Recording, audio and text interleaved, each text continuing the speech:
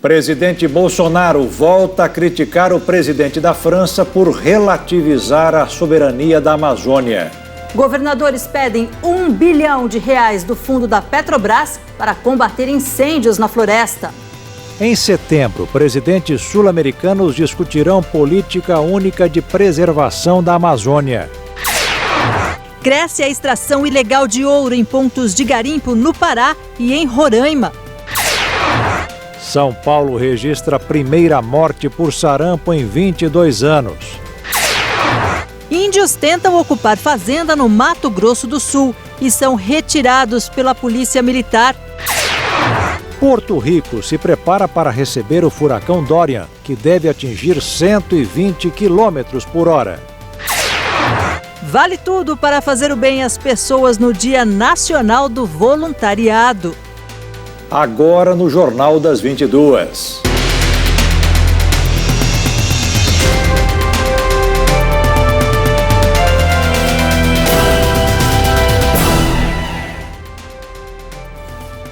Olá, boa noite. Boa noite. Governadores integrantes da Amazônia Legal querem R$1 bilhão para combater os incêndios. Eles se reuniram com representantes do Judiciário e do Legislativo para pedir o dinheiro do fundo bilionário da Petrobras. Também hoje, o presidente do Chile esteve em Brasília para mostrar apoio à crise na Amazônia. Sebastião Pinheira visitou Jair Bolsonaro após participar de uma reunião tensa com líderes do G7. Sebastião Pinheira fez uma visita oficial ao Brasil após participar da reunião do G7, o grupo dos países mais ricos do mundo. O chefe de Estado chileno trabalhou intensamente para evitar sanções contra as nações sul-americanas em virtude de queimadas na região amazônica.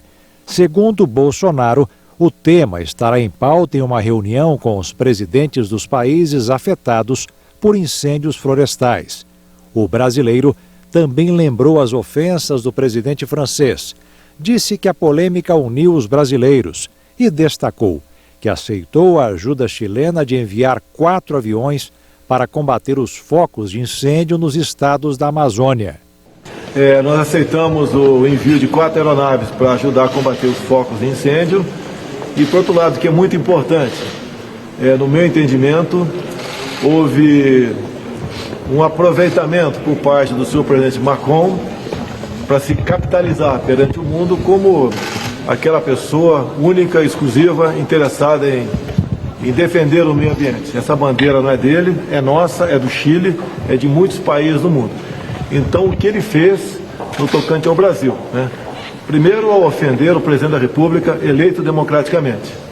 E depois, ao, por mais de uma vez, relativizar a nossa soberania, isso despertou o sentimento patriótico do povo brasileiro, bem como de outros países aqui da América do Sul que fazem parte da região amazônica. Tanto é que no dia meia dúzia agora de setembro, estamos reunidos com esses presidentes, exceto da Venezuela, para discutirmos então uma política única nossa de preservação do meio ambiente e bem como exploração, de forma sustentável da nossa região.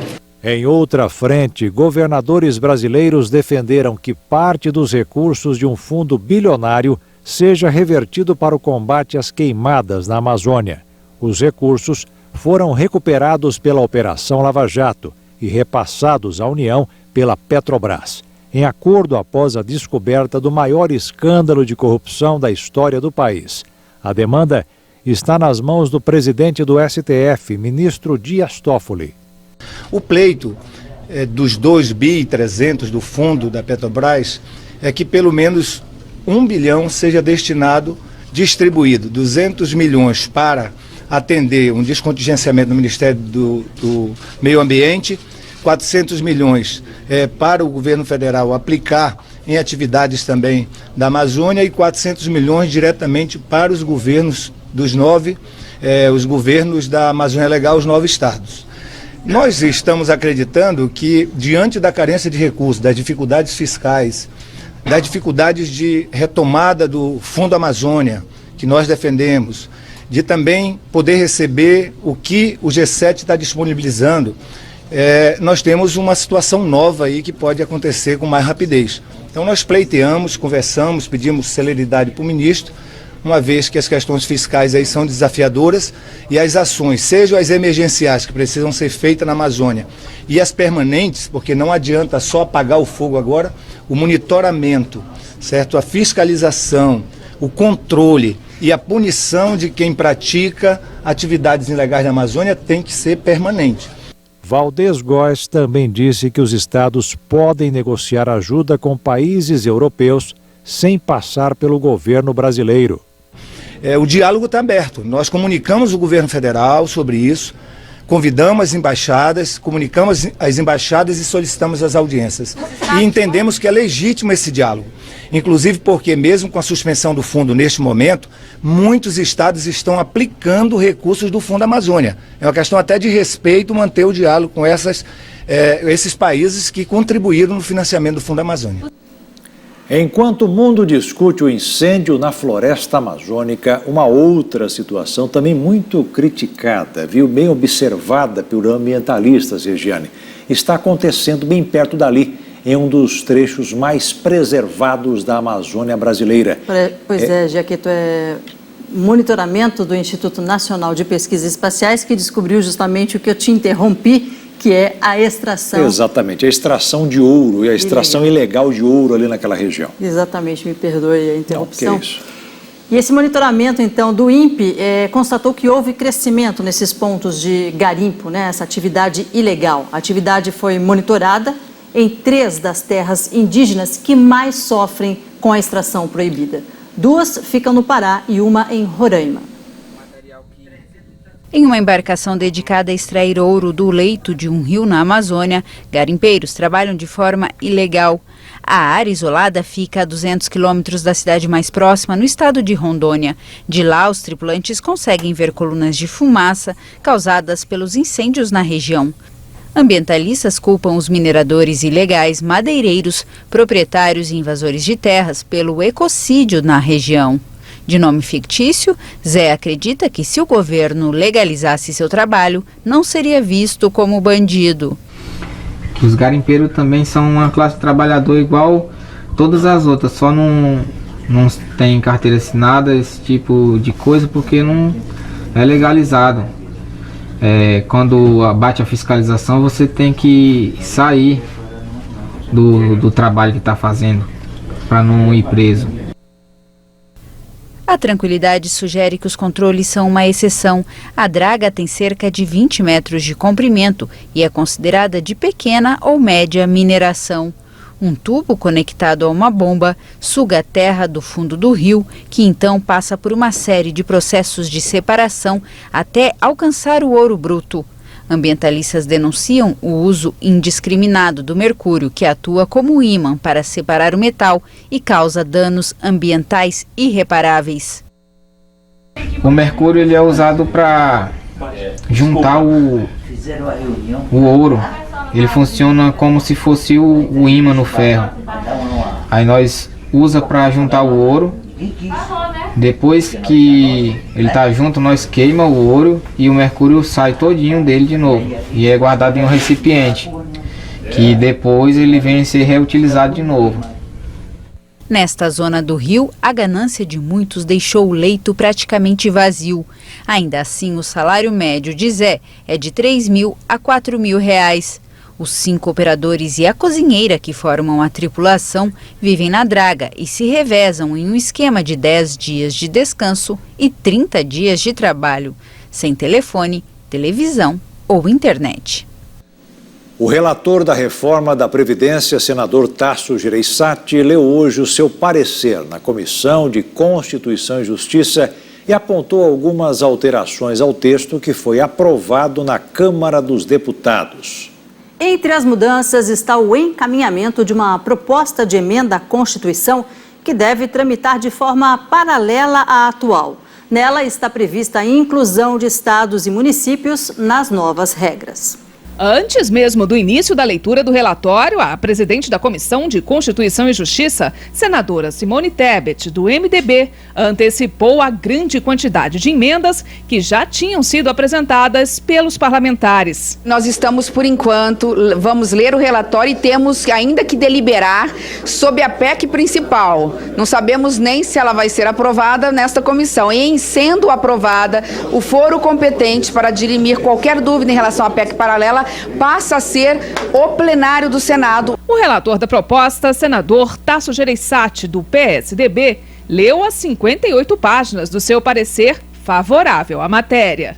Resta claro desta introdução a análise da constitucionalidade da PEC que a Constituição não se coloca como obstáculo à reforma da Previdência. Ao contrário, ela exige a reforma para a concretização de variados direitos. Gereissati dividiu o relatório em duas partes. Na PEC da reforma da Previdência, aprovada na Câmara, o senador retirou alguns pontos do texto. Assim, a reforma não precisará voltar para nova votação dos deputados.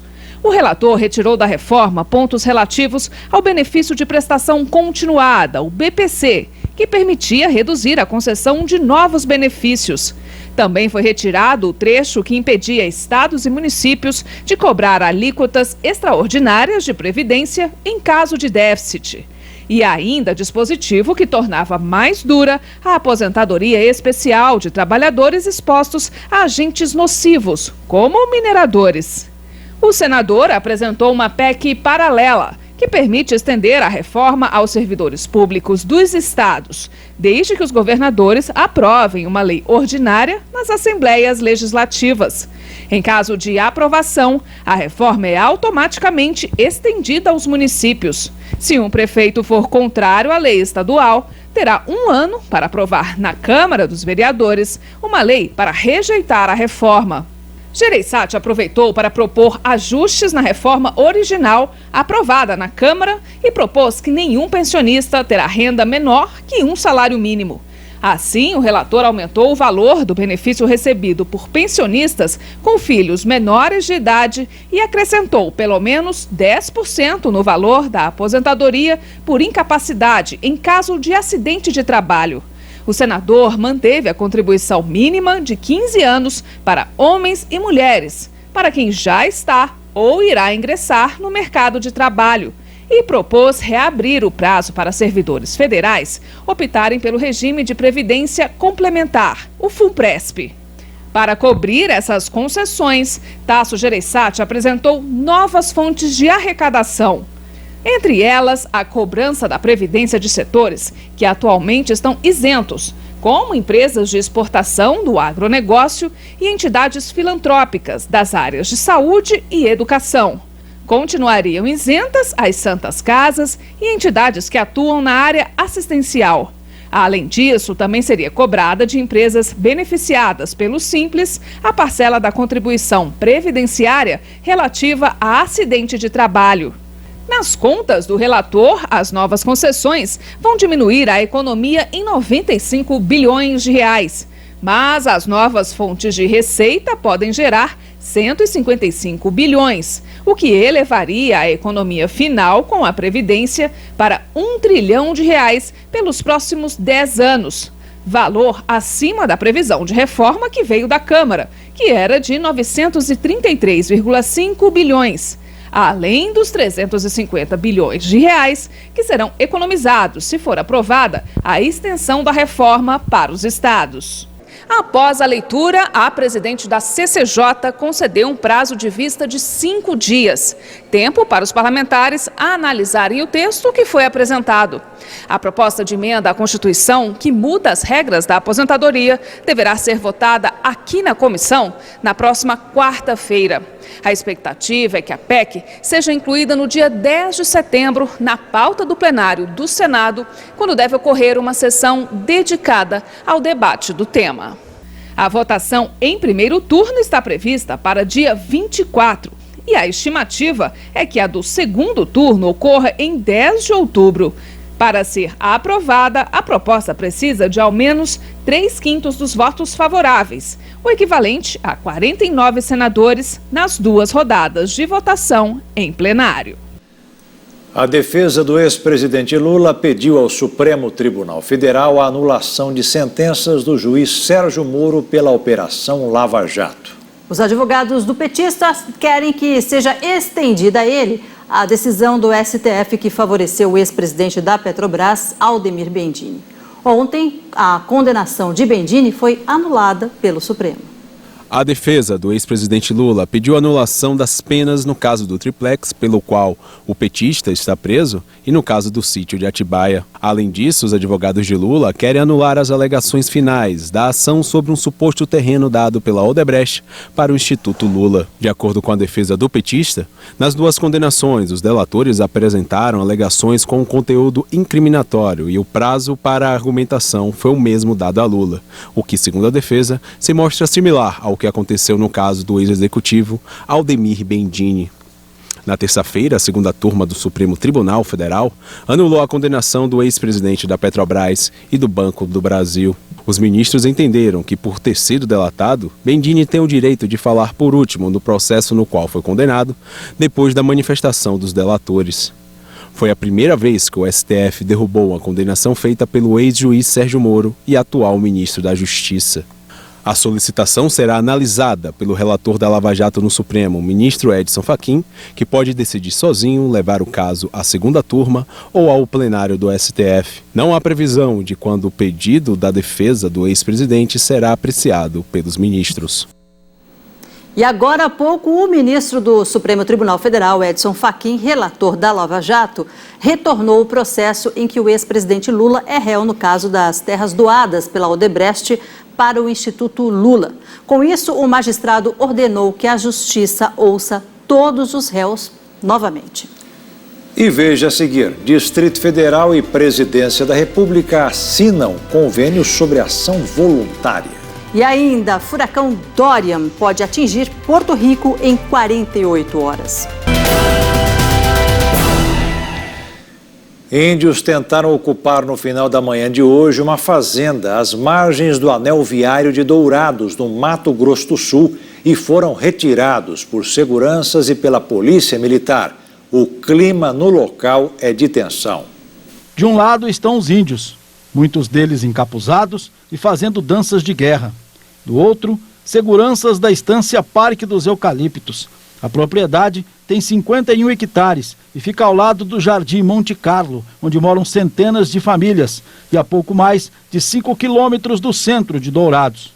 O clima é de muita tensão às margens do Anel Viário de Dourados. Esse grupo de cerca de 30 índios chegou a ocupar na manhã de hoje esta propriedade. Eles entraram no local, tiveram discussões severas com os seguranças e chegaram a colocar fogo e tentaram ainda construir barracas. Os proprietários acionaram a Polícia Militar.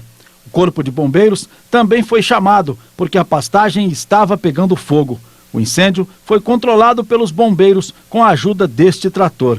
Após a chegada da PM, os indígenas foram retirados e não houve conflito. Os indígenas vieram para cima do nosso segurança, que estão aqui fazendo a proteção na área, tocaram fogo na área do aceiro, como vocês podem ver aí, o trator está aí, e vieram tocando terror na propriedade, né? Dizem que são de fora, um grupo de fora, diz que é um grupo de Miranda, e estão tocando terror nas nossas áreas e na região inteira, né? Sem querer mostrar o rosto, este rapaz, identificado como Murilo, que seria o líder dos indígenas, disse que eles ainda não desistiram de ocupar a área e acusam os seguranças de terem desaparecido com um dos integrantes do grupo, fato que é negado tanto pela polícia como pelos proprietários da área. O nosso amigo sumiu aí, ele foi capanga daqueles carros pretos que chegou ali, levaram o nosso amigo, nós está esperando aí. Dezenas de propriedades rurais que estão às margens do Anel Viário de Dourados, principalmente chácaras, foram invadidas por indígenas ao longo dos últimos 3 anos. Vários conflitos, inclusive com trocas de tiros entre os dois lados, já foram registrados. Algumas áreas permanecem ocupadas e os índios querem a demarcação. E hoje é o Dia Nacional do Voluntariado. A data foi criada para homenagear as pessoas que tiram um tempinho no meio de suas rotinas agitadas, né, Jaqueto, para beneficiar quem mais precisa. Regiane, segundo os voluntários, vale de tudo para fazer o bem e ver o sorriso estampado no rosto de quem recebe esse carinho. Desde 2016, o José Lúcio vive em uma casa de repouso. Lá, o senhor de 85 anos tem todos os cuidados que precisa diariamente. Mas nada o alegra mais que receber esse grupo de jovens. Eu me sinto muito à vontade, porque eu recebo novidade. Porque aqui nós tornamos uma coisa rotineira e não é muito bom para o ser humano. Mas quando vem visita, a gente vai dialogar com a visita e tem idades de lá de fora. Isso nos ajuda muito, nos alegra muito. Esses jovens que mudam o dia do seu José Lúcio são voluntários. Pessoas que doam parte do seu tempo para beneficiar os outros sem receber nada em troca. Temos alguns grupos, inclusive, que fazem campanhas durante o ano. Tem voluntário que chega até se disponibilizar para acompanhar o idoso no médico. Muitas empresas já perceberam os benefícios do voluntariado, tanto que incluíram em suas rotinas. Afinal, um dia de trabalho que pode fazer a diferença ao lado de quem precisa. A gente mais ganha enquanto voluntário do que, de fato, a gente imagina, né? Porque a gente doa atenção, doa carinho e, em troca, eles compartilham a experiência, compartilham a vida deles com a gente. Então, é um momento que, pra gente, é muito prazeroso. Segundo dados do IBGE, apesar de uma pequena queda de 1,6% em relação a 2017, em 2018, mais de 7 milhões de brasileiros fizeram algum tipo de trabalho voluntário em instituições como escolas, asilos ou hospitais. Já no GRAAC, o grupo de apoio ao adolescente e criança com câncer, são cerca de 600 pessoas que dedicam 4 horas semanais para ajudar nas rotinas do hospital. Então eu vim e me candidatei e consegui a vaga aqui na brinquedoteca, que eu costumo brincar que é o oásis do hospital, né? Aqui. Identificar o perfil do voluntariado é fundamental para saber em que área ele mais se encaixa. Para você ser voluntária, você se inscreve no site do GRAAC para marcar uma visita monitorada, conhecer todos os setores e depois tem eles fazem um recrutamento. O Luiz adora dedobol, que é um tabuleiro com pinos para jogar futebol. No GRAAC, ele é responsável por organizar e incentivar competições. Eu tinha campinhos, né, parados em casa, né? Chegou um momento que eu pensei, por que não usar esses campinhos para alguém brincar e não ficar parados? É um trabalho muito humanizado, onde você doa muito amor e onde você aprende muito.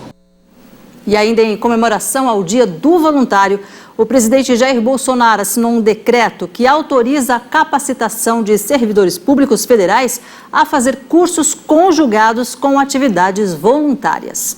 O presidente da República assinou o decreto que prevê a licença para a capacitação de servidores públicos federais para a realização de cursos casados com atividades voluntárias.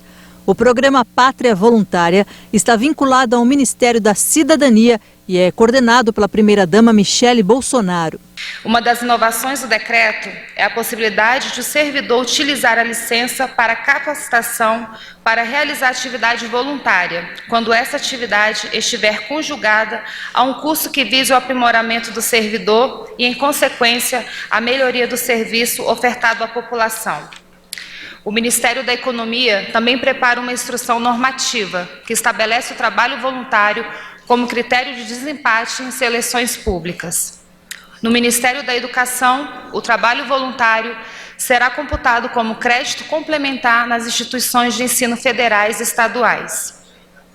Será feito um trabalho de divulgação e promoção da Resolução 2 de 2018 do Conselho Nacional da Educação, que estabelece diretrizes nacionais para o voluntariado de estudantes no âmbito da educação básica e educação superior, a serem observados pelos sistemas de ensino e suas instituições. Isso levou a esse movimento de voluntariado. Foi iniciativa da primeira-dama, com apoio do presidente, Se criou o Conselho, ela agora é a presidente do Conselho Pátria Voluntária, e que mobilizou amplos setores da sociedade, que participam, inclusive, desse Conselho e que estão se equipando, se organizando para dar uma resposta, criar um grande movimento de voluntariado no Brasil. O governador Ibanez Rocha disse que o Distrito Federal será um grande parceiro para ações conjuntas com o governo. Então esse programa,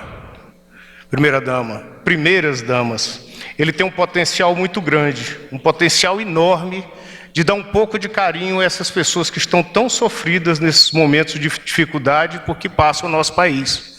Um momento de profundo desemprego, e eu talvez sou um dos únicos governadores que possa dizer que consegui inverter essa lógica do desemprego. Ontem, pelos dados da Codeplan, Brasília já teve um acréscimo e ao longo do ano conseguimos diminuir o desemprego aqui, mas à custa de muito trabalho e muito apoio do governo federal. Mas são tempos difíceis e eu tenho certeza que iremos superar pela determinação do presidente da República, dos seus ministros, mas com muito trabalho e muito trabalho desse voluntariado que hoje nós exaltamos nesse dia. Vamos disseminar boas práticas. Vamos dedicar um pouco do nosso tempo ao próximo. Vamos ser a mudança que queremos para a nossa sociedade. E a responsabilidade é de todos nós. Porto Rico e a República Dominicana se preparam para a tempestade tropical Dorian, que pode atingir força de furacão e chegar a ventos de 120 quilômetros por hora. Em 2017, Porto Rico foi atingido por 2 furacões, o Maria e o Irma. Foram apenas 2 semanas entre um e outro. Na época, a ilha ficou devastada e mais de 4.600 pessoas morreram. Essas imagens feitas hoje de manhã por celular são de St. Thomas, uma ilha que serve como porta de entrada das Ilhas Virgens Americanas no Caribe. Ontem, autoridades já alertavam para a possibilidade da força do furacão soprar forte sobre a região. Na segunda-feira, Barbados, que fica ao oriente do Caribe, foi atingido por ventos fortes e aguaceiros intermitentes, com solavancos periódicos de trovões e raios. Houve várias quedas de árvores. O monitoramento de satélites feito pelo Centro Nacional de Furacões mostra que a situação pode se agravar em 48 horas. A população se abastece nos supermercados, principalmente com água. Muitos levam madeira para proteger os vidros das casas.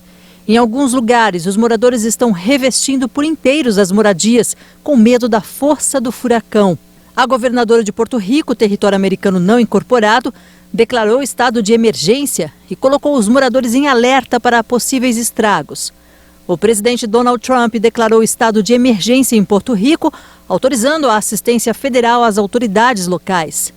A expectativa é que Dorian ainda passe na Flórida entre a noite de domingo e a manhã de segunda-feira, dia 2 de setembro. O olho do furacão pode atingir o estado entre Melbourne e Jacksonville. E veja a seguir, foi confirmada a primeira morte por sarampo em São Paulo. E ainda, ministro do Meio Ambiente recebe alta após fazer bateria de exames em Brasília.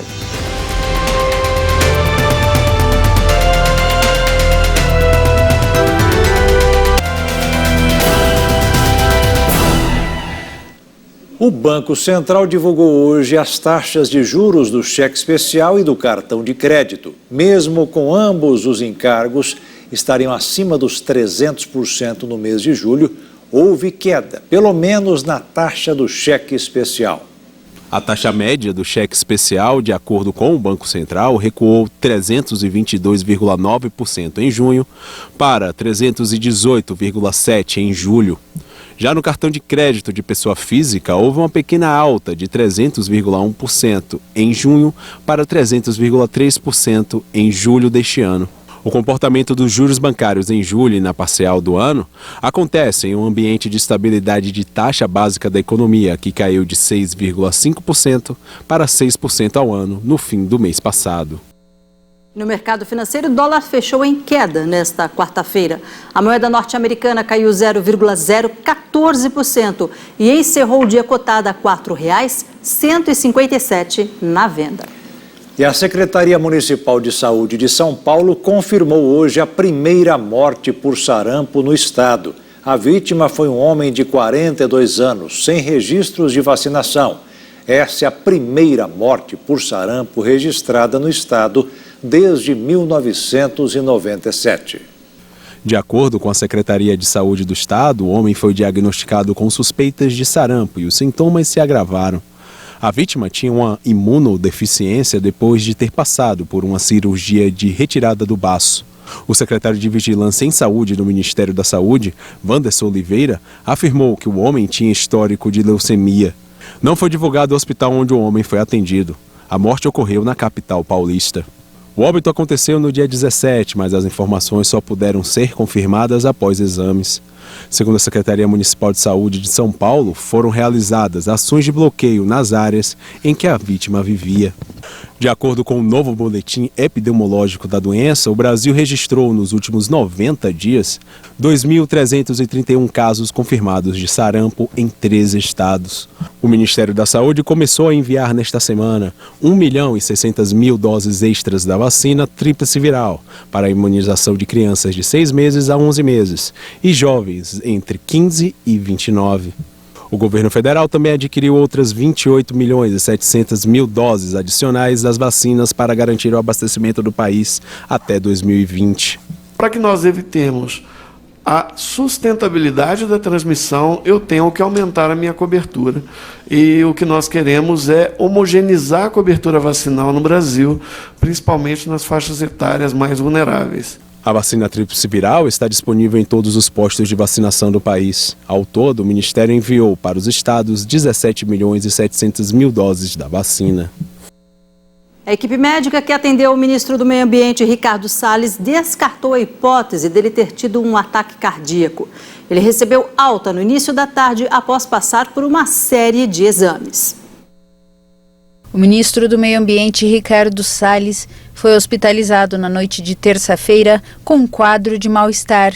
Salles, de 44 anos, chegou assintomático ao Hospital das Forças Armadas de Brasília, segundo a instituição, mas a equipe que o atendeu optou pela internação para exames de rotina. O boletim médico indicou que o ministro evoluiu durante o período noturno, sem incidentes clínicos, e que sua situação era estável. Durante a manhã, especulou-se sobre um possível ataque cardíaco. Questionado sobre a saúde de seu ministro, o presidente Jair Bolsonaro afirmou que não tinha mais informações, mas que Salles é jovem e não está nervoso a ponto de prejudicar sua saúde. Salles está na linha de frente da atual crise causada pela multiplicação de incêndios na floresta amazônica. Suas posições favoráveis à exploração econômica da região e à negação da mudança climática o tornaram, ao lado de Bolsonaro, alvo das organizações ambientais. Dias antes foi vaiado pelo público durante uma conferência climática em Salvador. E veja a seguir, a Argentina declara moratória e quer renegociar parte da dívida. E ainda a mudança na paisagem urbana de Goiás, em Goiânia, com a florada dos ipês.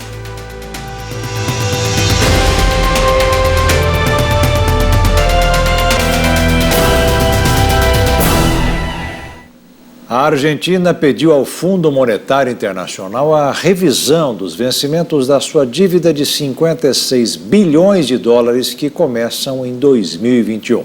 O pedido tem como objetivo aliviar a turbulência do mercado cambial. A quarta-feira também foi marcada por protestos no país. O governo da Argentina pediu nesta quarta-feira que o Fundo Monetário Internacional reveja os prazos de vencimento do empréstimo de 56 bilhões de dólares. De acordo com o Ministério da Fazenda, o pedido tem como objetivo aliviar a turbulência do mercado cambial. Propusemos a esse organismo internacional, e essa foi uma das sugestões que recebemos da oposição e que achamos prudente, razoável e oportuna. Propusemos ao FMI o início de um diálogo que vai ser finalizado no próximo governo, reestruturar o pagamento dos vencimentos de nossa dívida. A Argentina atravessa um período de forte crise financeira com a desvalorização do peso em mais de 20% e o risco país acima de 2.000 pontos. A situação dos mercados ficou ainda mais tensa após o presidente Macri sofrer um grande revés nas primárias presidenciais contra o candidato peronista de centro-esquerda, Alberto Fernandes. Nesta quarta-feira, milhares de argentinos foram para as ruas de Buenos Aires para protestar contra as políticas do presidente Maurício Macri. Os manifestantes exigiram que o governo declarasse estado de emergência alimentar no país. Líderes do governo e entidades que representam juízes, auditores, policiais, procuradores e promotores sugeriram ao presidente Jair Bolsonaro 10 vetos ao projeto de lei aprovado pelo Congresso que define em quais as situações será configurado o crime de abuso de autoridade. O presidente Jair Bolsonaro deve decidir até o dia 5 de setembro se sanciona ou veta trechos do texto. O projeto foi aprovado há 2 semanas na Câmara e enviado ao Palácio do Planalto e, desde então, vem sendo criticado por juízes, procuradores e policiais, que argumentam que as regras podem prejudicar o combate à corrupção. Eu vou citar alguns deles aqui, eu já disponibilizei para a imprensa, eu posso passar depois novamente. Aquele que diz respeito à questão da identificação do policial, a necessidade do policial se identificar quando da prisão de alguém, o uso de algemas, alguns tipos penais que estavam muito abertos e que causariam muita dificuldade para a atuação do promotor, do juiz, e a questão da criminalização de certas violações às prerrogativas dos advogados. Eu sou advogado, não tenho interesse nenhum de fomentar que haja abuso de autoridade contra advogados ou contra qualquer cidadão, mas nós entendemos que houve algum avanço, talvez extrapolamos aí, essa maioria que foi formada extrapolou alguns limites no que diz respeito a essa proteção e nesse aspecto inibindo aí, poderia inibir, se tudo for sancionado, a ação do Ministério Público, da magistratura e também das polícias. Foi entregue ao presidente, né? Ao final o presidente até disse, olha, eu estou ali entre a cruz e a espada, né? Porque se eu vetar tudo, eu crio um problema com parte do Congresso. E obviamente a população, né, vai aplaudir. Se eu não vetar nada, eu crio um problema com a população. Então ele está ponderando muito. Não adiantou que vai vetar, mas nós sabemos que ele vetará alguns pontos ali. E a torcida é para que ele possa vetar esses 10 pontos. Mas, claro, tudo é uma costura política. A gente tem que fazer essa conta, porque o governo ainda tem, no mínimo, 3 anos e meio pela frente. Nós temos outros projetos para aprovar. O ministro Sérgio Moro participou, falou, deixou muito claro que ninguém defende abuso de autoridade de maneira alguma, mas que a nossa intenção tem que ser sempre a de dar liberdade de investigação e punição. E olha só, Jaqueto, a gente não está nem na primavera e já tem florada por aí. Tem. Os ipês roxo, rosa e amarelo embelezam e transformam a paisagem urbana de Goiânia. Mas além de serem um verdadeiro espetáculo fotográfico, essas árvores têm a missão de deixar o ar mais agradável na cidade que tem um dos climas mais secos do Brasil.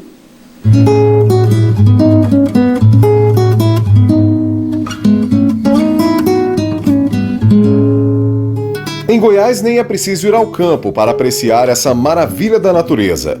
No meio do trânsito de Goiânia, eles também mostram suas cores e colorem o cinza da cidade de uma maneira pra lá de especial. E o mais interessante é que eles não abrem concorrência pelo seu olhar.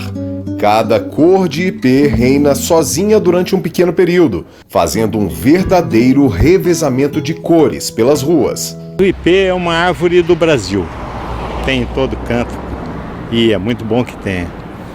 Nós temos muitos ipês. Ela é um recado. Ela floresce, uma semana depois se anuncia a chuva. Segundo a Agência Municipal de Meio Ambiente, mais de 80 mil ipês já foram catalogados dentro da área urbana de Goiânia. E esse número não para de crescer, dando um colorido todo especial à cidade em pleno período de seca. Mas para apreciar toda essa exuberância é preciso estar atento. O ipê floresce apenas uma vez por ano e durante 7 dias. Depois disso, as flores começam a cair. Segundo o arquiteto Juca Fernandes, o espetáculo dos ipês pelas ruas de Goiânia foi planejado como uma solução para tornar a nova capital de Goiás habitável. Ele dirigiu em 2008 um documentário sobre a passagem do urbanista Atílio Correia Lima por Goiás. É dele o primeiro projeto para a construção de Goiânia, feito na década de 30. E a arborização era um dos pontos primordiais. O Atílio, quando ele veio para Goiânia fazer o projeto da cidade, ele percebeu que devido às condicionantes climáticas que a gente encontra aqui, de uma época de sol intenso, baixa umidade, tudo, que para uma cidade funcionar seria essencial que houvesse uma arborização intensa. Em meio a discussões atuais sobre desmatamento e reflorestamento, a solução pensada há mais de 80 anos hoje torna a vida dos goianienses mais agradável. Imagina que nossa umidade relativa aqui cai abaixo do deserto, do Saara. Nós temos umidade aqui muito baixa. Eu tenho visto que as pessoas não entendem muito porque a presença das árvores na cidade. Mas uma árvore grande, ela pode jogar até 4.000 litros de água por dia para fora. Então ela é uma bomba d'água e isso ameniza o clima, principalmente em Goiânia. Hoje o ar está irrespirável, está muito seco.